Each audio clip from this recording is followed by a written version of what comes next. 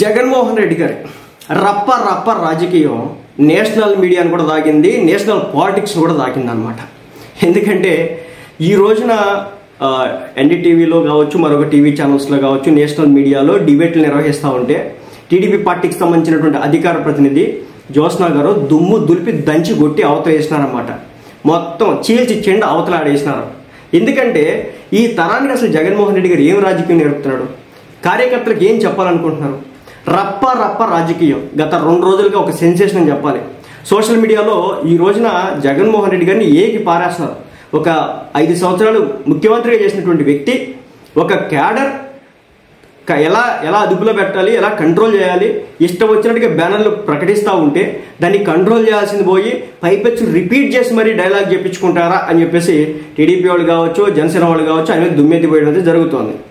ఇప్పుడు ఆ రప్ప రప్ప రాజకీయం మీద ఆ రోజు వెటకారంగా జగన్మోహన్ రెడ్డి గారు స్పందించినప్పటికీ ఇది భయంకరంగా సీరియస్ ఇష్యూగా మారిపోయింది.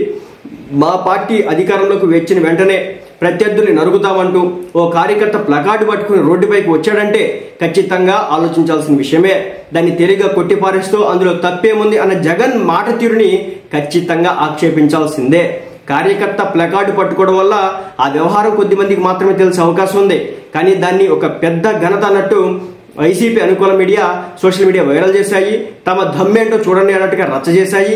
పోనీ ఆ తర్వాత జగన్ ఆ వ్యవహారాన్ని ఖండించారంటే అది లేదు, ఆ డైలాగ్ సినిమాలో ఉందని దాన్ని కూడా తప్పుపడితే ఎలా అంటూ చెత్త లాజిక్ తీసుకొచ్చారని చెప్పేసి మండిపడడం అయితే జరుగుతోంది.